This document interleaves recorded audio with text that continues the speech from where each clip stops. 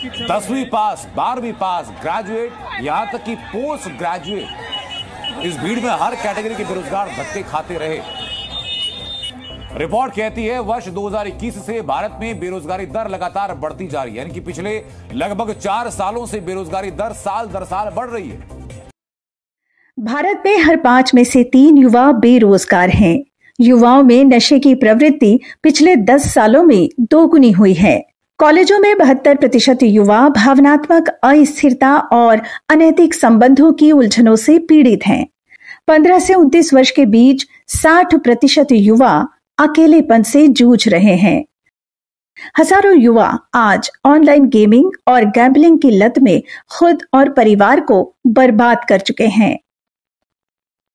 ये आंकड़े झकझोर देने वाले हैं और हर उस अभिभावक, शिक्षक और समाज के तथाकथित समझदार लोगों को जागने पर मजबूर कर देते हैं। अब सवाल ये है, क्या हम आने वाली पीढ़ियों के लिए एक ऐसा वातावरण बना सकते हैं, एक ऐसी जीने लायक स्थली बना सकते हैं जहां युवा वास्तव में युवा हों, जहां वो अर्थ और भोग की दौड़ में नहीं, अर्थ और अर्थवत्ता की खोज में आगे बढ़ें।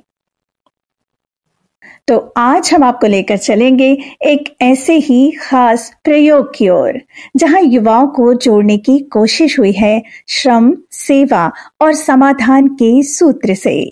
जहां एक ओर युवा अधिक पैसे, शॉर्टकट्स और नशे के दलदल में खुद से कटते जा रहे हैं, वहीं दूसरी ओर कुछ युवा ऐसे भी हैं जिन्होंने भीतर झांकना सीखा है, जिन्होंने हाथों में श्रम और मन में सेवा लेकर स्वस्थ, सार्थक और संपूर्ण जीवन की ओर कदम बढ़ाया है।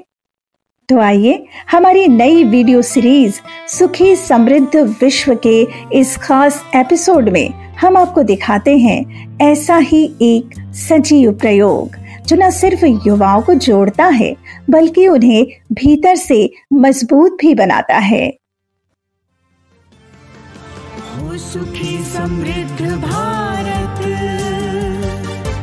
हो सुखी समृद्ध भारत,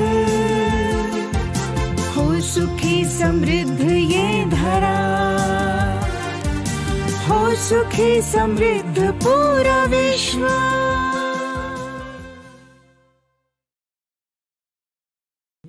13 अप्रैल 2025 की सुबह, जब बाकी दुनिया अपनी दौड़ में उलझी थी, तब बुल्ढाना जिले के एक छोटे से गांव परडा में कुछ युवाओं की जिंदगी बदलने वाली एक यात्रा शुरू हो रही थी। इस कार्यशाला में 18 से 30 साल के 35 युवाओं ने भाग लिया था। एक कार्यशाला नहीं, ये एक प्रयोग था, एक आईना था उन सवालों का जो हर युवा के मन में उठते हैं। आखिर मेरी पहचान क्या है, मेरा भविष्य क्या है और इस दुनिया में मेरी भूमिका क्या है? आज का युवा सवाल करता है, लेकिन जवाब पाने की जिम्मेदारी टाल देता है। इस प्रयोग में उन्हें सिखाया गया, समस्या मत बनो, समाधान बनो। इसीलिए यहाँ लक्ष्य फेलोशिप के अंतर्गत युवा आकांक्षाओं में मानवीय चेतना के विकास के लिए शैक्षणिक ज्ञान और कौशल में नेतृत्व नाम से आयोजित 10 दिवसीय कार्यशाला का आयोजन किया गया, जिसमें मुख्य रूप से ये समझने और अभ्यास करने पर जोर था कि एक युवा कैसे नेतृत्व कर सकता है और जीवन को बेहतर समझते हुए संतुलित ढंग से जी सकता है। यहाँ 3 स्तर पर सत्र चले। पहला सत्र था CVMS यानी चेतना विकास मूल्य शिक्षा। जब कोई युवा करियर, रिश्ते और निर्णयों के बीच उलझता है तो समाज सिर्फ कहता है सोचो, लेकिन कोई ये नहीं बताता कि कैसे सोचो। इस कार्यशाला में युवाओं से संवाद किया गया। उनके सामने एक प्रस्ताव रखा गया जिसका आधार था मध्यस्थ दर्शन, जिसके प्रणेता हैं श्री ए नागराज। मध्यस्थ दर्शन युवाओं को उनके सवालों के तर्कपूर्वक जवाब देता है ताकि उनके अंदर शोध मानसिकता का प्रकटन हो, वो अस्तित्व सहज नियमों को समझ पाए, सही और गलत का आधार क्या होगा इस बात को समझ पाए, ताकि वे मनमानी करने के बजाय अपनी जिंदगी में पहचान, करियर और रिश्तों को लेकर कोई ठोस निर्णय ले पाए। यह दूसरा सत्र था सॉफ्ट स्किल्स और शोध मानसिकता। आज का युवा टेक्नोलॉजी में स्मार्ट हो गया है, पर जिंदगी में उलझा हुआ है। जब जिंदगी में रियल प्रॉब्लम्स आती हैं, समय कैसे मैनेज करूं, रिश्तों को कैसे संभालूं, तनाव क्यों बढ़ रहा है, उसके पास कोई स्पष्ट उत्तर नहीं होता। इसलिए इस सत्र में 5 विशेष कौशल सिखाए गए ताकि वो अपनी जिंदगी में आने वाली रियल प्रॉब्लम्स का सॉल्यूशन ढूंढ सके। उसका माइंडसेट सॉल्यूशन सेंट्रिक हो, ना कि समस्या सेंट्रिक, यानी समस्या का रोना नहीं रोना, बल्कि समाधान ढूंढने की शक्ति जगाना। ये 5 कौशल स्किल यानी सॉफ्ट स्किल्स कुछ इस प्रकार थी। पहली क्रिटिकल थिंकिंग, दूसरी इंटेलेक्चुअल क्लैरिटी, तीसरी इफेक्टिव कम्युनिकेशन, चौथी बिहेवियरल एथिक्स और 5वीं प्रॉब्लम सॉल्विंग एबिलिटी। यहाँ तीसरे सत्र में जिंदगी को समझने के लिए युवाओं को 3 शास्त्रों का अध्ययन कराया गया। जिंदगी बड़ी जल्दी गुजर जाती है।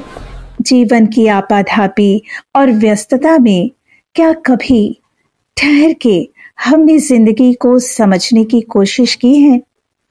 क्या हमने सोचा कि हायर एजुकेशन के दौरान हम सभी 3 शास्त्र, मनोविज्ञान, समाजशास्त्र और अर्थशास्त्र का अध्ययन करते हैं, पर असल में मनोविज्ञान पढ़ने के बावजूद एक युवा खुद को समझने में समर्थ हो पाया, या फिर उसकी प्रवृत्तियां और ज्यादा कामुकता, अश्लीलता और भोग की तरफ बढ़ी? क्यों वह परिवार और समाज से छुपकर अनैतिक संबंध बनाता है? क्यों उसके अंदर और ज्यादा भोग करने की लालसा पनपती है? हम समाजशास्त्र पढ़ते हैं, पर कोई ये नहीं बताता कि परिवार में संवाद कैसे हो या समाज के प्रति जिम्मेदारी कैसे निभाई जाए। वरन कुछ लोग अच्छी पद प्रतिष्ठा में पहुंचने के बावजूद समाज को धिक्कारते हैं और कहते हैं कि समाज ने हमें दिया ही क्या है, मुझे समाज से कोई मतलब नहीं। जरा सोचिए, क्यों अर्थशास्त्र पढ़ने के बावजूद एक युवा अर्थ का सही मतलब नहीं समझ पाता? क्यों वो अपनी जिंदगी में संतुलन नहीं बना पाता? एक सर्वे के मुताबिक 30 की उम्र तक आते आते अधिकांश युवाओं में ये निष्कर्ष बन जाता है कि सबसे बड़ा पैसा है। पैसा है तो संबंध है, पैसा है तो अपने अपने, वरना सब पराए। पैसा है तो इज्जत है, पैसा है तो सम्मान है। आपने युवाओं में मशहूर ये कहावत तो सुनी होगी, ना बाप बड़ा ना भैया, सबसे बड़ा रुपया। इस कड़ी में समाधान के रूप में इन तीनों शास्त्रों के विकल्प के रूप में प्रतिपादित मध्यस्थ दर्शन के तीनों शास्त्रों का अध्ययन किया। मानव संचेतनावादी मनोविज्ञान ने उन्हें सिखाया कि मन को भोग का नहीं, सह अस्तित्व और समाधान का आधार बनाओ। समाजशास्त्र ने सिखाया कि परिवार में टूटन की वजह क्या है। क्या हमें समाज से कुछ लेना है या उसे कुछ देना है? अर्थशास्त्र ने प्रश्न खड़ा किया, अमीर बनना चाहिए या संपन्न महसूस करना चाहिए? युवाओं ने जाना इन शास्त्रों की गहराई और अंतर संबंध को, जो उनकी जिंदगी को दिशा दे सकती है। पूरी कार्यशाला के दौरान युवाओं ने एक संयमित और सघन दिनचर्या का पालन किया, ताकि तीनों सत्र में जो बातें उन्हें बताई गई थीं, उनका अभ्यास वो भी कर सकें। इसी अर्थ में प्रातः 5 बजे जागरण से रात्रि विश्राम 10 बजे तक की 1-1 मिनट की शेड्यूलिंग की गई थी। क्योंकि जिंदगी को समझने के लिए एक एक मिनट बेहद कीमती था। दिन भर की एक्टिविटीज में हर एक युवा के व्यवहार को ऑब्जर्व करने के लिए वहां इन युवाओं के साथ कुछ मेंटर्स भी मौजूद थे, जो पिछले 1 वर्ष से लक्ष्य फेलोशिप प्रोग्राम का हिस्सा रहकर यूथ की प्रवृत्तियों और मानवीय शिक्षा पर शोध कर रहे हैं। इन मेंटर्स ने इस बात को भी ऑब्जर्व किया कि इस कार्यशाला के पहले सत्र CVMS यानी चेतना विकास मूल्य शिक्षा की कक्षा के दौरान पढ़ाए गए युवा में होने वाले 5 सद्गुणों की समझ युवाओं की कितनी बन पा रही है। वे 5 सद्गुण हैं: स्वयं के प्रति विश्वास, श्रेष्ठता का सम्मान, व्यक्तित्व और प्रतिभा में संतुलन, व्यवहार में सामाजिकता और व्यवसाय में स्वावलंबी। इन सद्गुणों के अभ्यास के लिए सुबह जागरण, फ्रेश, एक्सरसाइज और योग के बाद प्रातः 7 से 10 बजे तक श्रम और सेवा का एक सेशन रखा गया और शाम को तीसरे सत्र के बाद 5:30 से 8 बजे तक दोबारा श्रम और सेवा का एक और सेशन रखा गया। इस दौरान युवा खुद से खाना बनाते, खेत में श्रम करते, जैसे गुलाब के खेत में श्रम करना, पौधारोपण करना, गोबर खाद बनाना और अपने रूम, कार्यशाला स्थल और अपने अपने किचन की साफ सफाई करना, बर्तन साफ करना और अंत में साथ बैठकर खाना और परोसना जैसे अलग अलग श्रम और सेवा के कार्य करते। इसी बीच शिविर के दौरान एक दिन खेत में भयंकर आग लग गई। तेज हवाओं के साथ आग फैलती जा रही थी। चारों तरफ अफरा तफरी थी, लेकिन उस क्षण किसी ने कहा नहीं कि ये मेरा काम नहीं है। न कोई भागा, न कोई डरा। मेंटर्स और सभी युवा बिना एक शब्द कहे एक साथ दौड़े। पानी लाया गया, मिट्टी डाली गई और आग बुझाई गई। ये केवल आग बुझाना नहीं था, ये था भीतर की चेतना का जलना और जागना। ये था सामूहिक उत्तरदायित्व का जीवंत अनुभव। उस दिन युवाओं ने श्रम और सेवा को सिर्फ एक कार्य नहीं, जीवन जीने का तरीका बना लिया। कार्यशाला में सम्मिलित युवाओं को व्यवस्था के दृष्टिकोण से अलग अलग ग्रुप में नहीं, बल्कि उन्हें अलग अलग परिवार के रूप में, ताकि आपस में कोई कंपटीशन की भावना नहीं, बल्कि अपनेपन की भावना का विस्तार हो। Group A, group B, group C की बजाय परिवार 1, परिवार 2, परिवार 3 इस तरह से रखा गया। खाना बनाने के लिए हर परिवार को अलग अलग अपना अपना किचन संभालने के लिए कहा गया। सब्जी खरीदने से लेकर पूरी प्रक्रिया के अंत में होने वाले वेस्ट मैनेजमेंट को भी युवाओं ने बड़ी बखूबी तरीके से सीखा और किया। इन सभी एक्टिविटीज और प्रोजेक्ट के पीछे एक गहरा दृष्टिकोण था। जहां एक तरफ भारत में डाइवोर्स रेट लगातार बढ़ती जा रही है, वहीं ये युवा परिवार में जीने लायक योग्यता को अर्जित कर पाए। परिवार व्यवस्था कैसे संचालित होती है उसका अनुभव कर पाए और परिवार में होने वाले हर एक कार्य के प्रति कृतज्ञता रख पाए। हर एक सेशन को, हर एक एक्टिविटी को, जो भी प्रोजेक्ट उन्हें मिलते थे, उन्हें कुछ इस तरह से डिजाइन किया गया था कि जो कुछ भी उन्हें सत्र के दौरान पढ़ाया गया, तीनों शास्त्र को पढ़ाया गया, उनका व्यावहारिक अनुभव भी मिल सके। खाना बनाने के दौरान, खेत में काम करने के दौरान, यानी श्रम सेवा के दौरान मनोविज्ञान को जोड़ा गया और देखा गया उनकी मानसिक स्थिति क्या रहती है। परिवार व्यवस्था में अपना खाना खुद बनाते हुए जो भी खर्च होता है, उसे अर्थशास्त्र के साथ जोड़ा गया। ताकि परिवार में धन की कितनी आवश्यकता होती है इसका अनुमान लगा पाएं। सत्र के दौरान युवाओं ने समाज शास्त्र पढ़ा था। समाज के ताने बाने, श्रम और संबंधों की बातें। पर सवाल था, क्या ये बातें युवाओं ने महसूस की भी हैं? तो युवाओं के सामने एक प्रस्ताव रखा गया। आज सब्जी दुकान से नहीं, खेत से ली जाएगी। वहां वे सिर्फ सब्जी लेने नहीं गए थे, बल्कि उस मेहनत को देखने गए थे जो हर निवाले के पीछे होती है। किसान के हाथों की दरारें, उसकी आंखों में छुपा संघर्ष। जब उन्होंने सुना कि बारिश देर से आई थी और खाद महंगी हो गई थी, तो बस एक चुप्पी छा गई।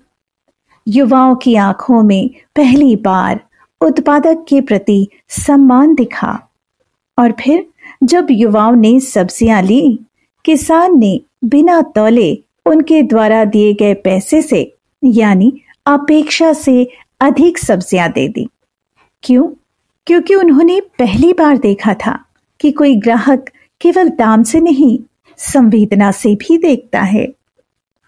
आपको तो पता है, घर में एक साथ बैठकर बात करना कितना मुश्किल हो गया है। एक ही छत के नीचे रहते हैं, पर एक दूसरे को सुन नहीं पाते।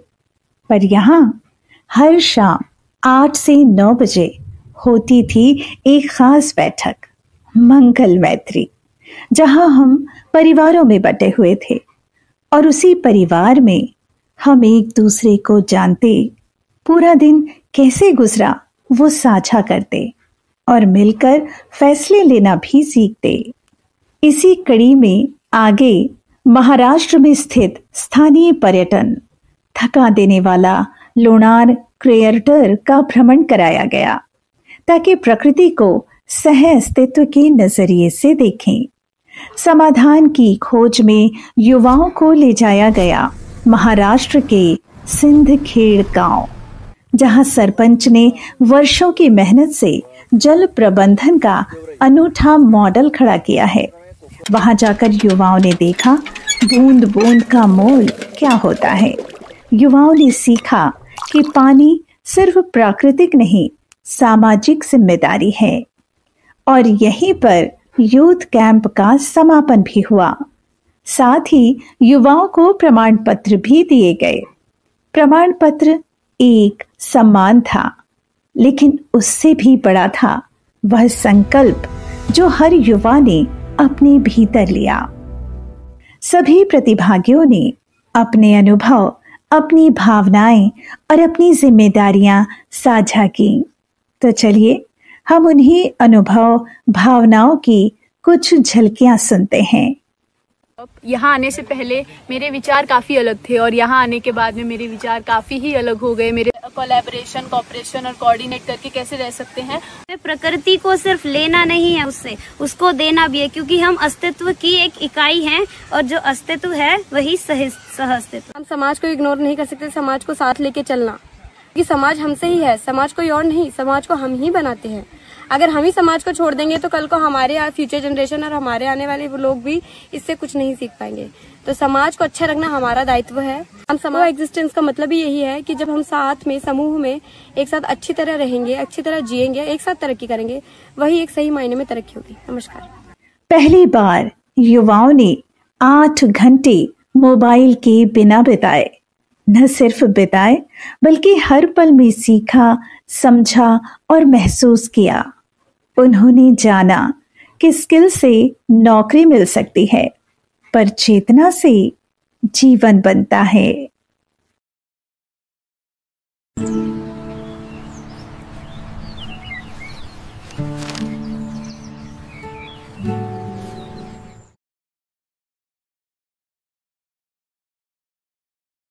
तो अधिक जानकारी के लिए जुड़िए हमारे व्हाट्सएप ग्रुप और वेबसाइट से।